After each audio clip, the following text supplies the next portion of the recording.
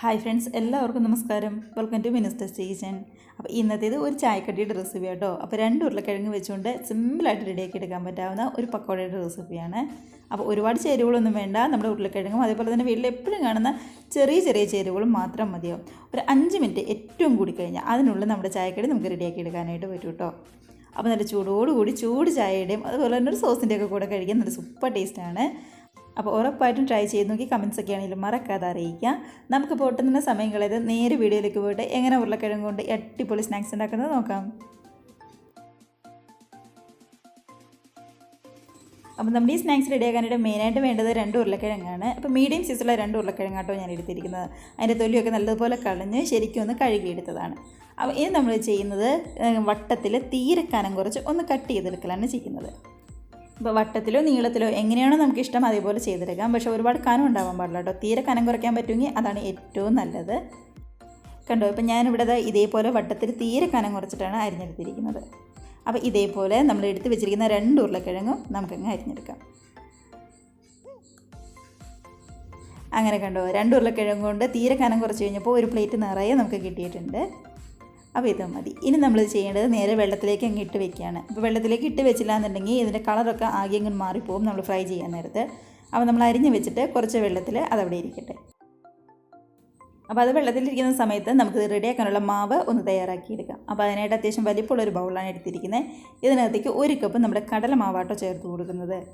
അപ്പോൾ 250 ml കപ്പിന് 1 cup കടലമാവ് ഞാനിവിടെ എടുത്തിട്ടുണ്ട്. അതിൻ്റെ കൂടെ തന്നെ ഒരു 2 ടേബിൾ സ്പൂൺ അടുത്തേക്ക് അരിപ്പൊടിയാണ് എടുത്തിരിക്കുന്നത്. അപ്പോൾ വറുത്ത അരിപ്പൊടിയോ വറുക്കാത്ത അരിപ്പൊടിയോ ഏതാണെങ്കിലും കുഴപ്പമില്ല. നമ്മുടെ സാധാരണ അപ്പത്തിനും ഇടിയപ്പത്തിനൊക്കെ എടുക്കുന്ന അരിപ്പൊടി ഉണ്ടല്ലോ, അത് തന്നെയാണ് എടുത്തിരിക്കുന്നത്.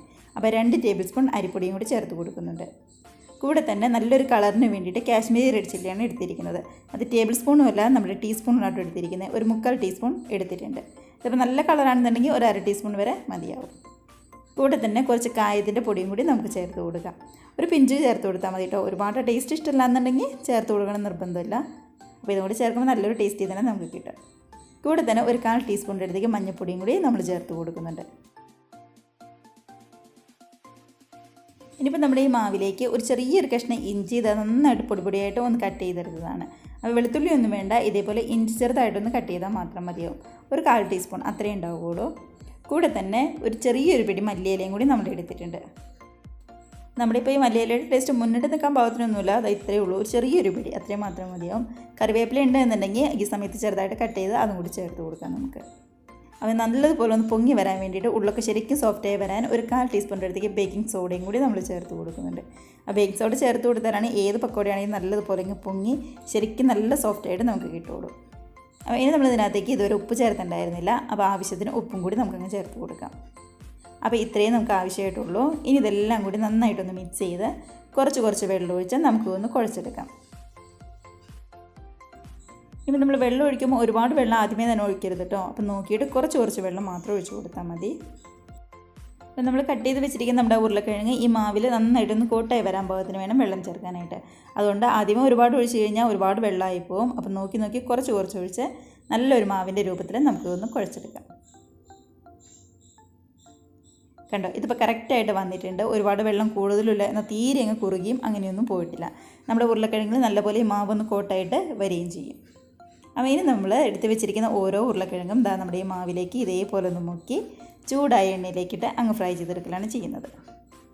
അപ്പോൾ ഇത് റെസ്റ്റ് ചെയ്യാനൊന്നും നമ്മൾ വെക്കുന്നില്ല, നേരെ അങ്ങ് മുക്കിയിട്ട് ഫ്രൈ ചെയ്തെടുത്താൽ മാത്രം മതിയാവും. അപ്പോൾ ഞാനിവിടെ അരിഞ്ഞ് വെച്ചിരിക്കുന്നതിൻ്റെ പകുതി ഉരുളക്കിഴങ്ങും ഇതേപോലെ ഒന്ന് കോട്ട് ചെയ്ത് വെക്കുന്നുണ്ട്. അതിനുശേഷം പെട്ടെന്ന് ഓയിലിലേക്ക് ഇട്ട് അങ്ങ് ഫ്രൈ ചെയ്തെടുക്കാമല്ലോ, അതിന് വേണ്ടിയിട്ടാണ്. അപ്പോൾ ഒരുപാട് സമയമൊന്നും വെക്കേണ്ട, അപ്പോൾ തന്നെ നമുക്ക് ചെയ്തെടുക്കാവുന്ന കാര്യമേ ഉള്ളൂ. അപ്പോൾ ഇത്രയേ ഉള്ളൂ. അപ്പോൾ ഉപ്പൊക്കെ ഈ സമയത്ത് കറക്റ്റാണോ എന്ന് ഒന്ന് നോക്കിക്കൊള്ളണം കേട്ടോ.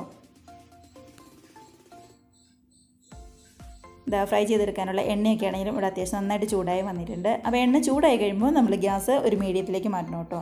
അതിനുശേഷം റെഡിയാക്കി വെച്ചിരിക്കുന്ന ഓരോ ഉരുളക്കിഴങ്ങും നമുക്ക് ഇതേപോലെ അങ്ങ് ഇട്ട് കൊടുക്കാം. കണ്ടോ, മാവിലേക്ക് ഇട്ട് നന്നായിട്ടൊന്ന് ചൂടായി വരുമ്പോൾ തന്നെ ഇത് നന്നായിട്ട് പൊങ്ങി വരും. കാരണം നമ്മൾ ആ ബേക്കിംഗ് സോഡയൊക്കെ ചേർത്തുകൊണ്ടാണ് ഇങ്ങനെ പൊങ്ങി വരുന്നത്. അപ്പോൾ ഗ്യാസ് എപ്പോഴും ഒരു മീഡിയത്തിൽ തന്നെ വെച്ചാൽ മതി. ഒരു വശം റെഡിയായി കഴിയുമ്പോൾ അത് പതുക്കെ ഇതേപോലെ അങ്ങ് മറിച്ചിട്ട് കൊടുക്കാം നമുക്ക്. നമ്മളിപ്പോൾ മാവിൽ ഒരുപാട് വെള്ളമൊന്നും ഒഴിക്കാതിരുന്നുകൊണ്ടാണ് ഉരുളക്കിഴങ്ങിൽ ഇതേപോലെ കറക്റ്റായിട്ട് കോട്ടായി വന്നത്. അപ്പോൾ വെള്ളം ഒഴിക്കുമ്പോൾ ഒന്ന് നോക്കി ഒഴിച്ചാൽ മാത്രം മതിയാവും.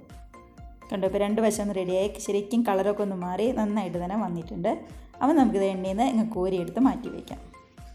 അപ്പോൾ ഇതേപോലെ തന്നെ നമ്മൾ ബാക്കി റെഡിയാക്കി വെച്ചിരിക്കുന്ന ഉരുളക്കിഴങ്ങ് പെട്ടെന്ന് അങ്ങ് ഫ്രൈ ചെയ്തെടുക്കാവേ നമുക്ക്. നമ്മളിപ്പോൾ ഗ്യാസ് ഒരു ഫുള്ളിൽ വെക്കുകയാണെന്നുണ്ടെങ്കിൽ ഇത് പെട്ടെന്ന് കളർ മാറി അതേപോലെ തന്നെ ഉള്ളൊന്നും ആണെങ്കിലും അത്ര പെട്ടെന്ന് അങ്ങ് വെന്തൊന്നും വരില്ല. അതേപോലെ തന്നെ ലോ ഫ്ലെയിമിൽ ഇടുകയാണെങ്കിൽ ചിലപ്പോൾ ഒരുപാട് എണ്ണയും കുടിച്ചിരിക്കും.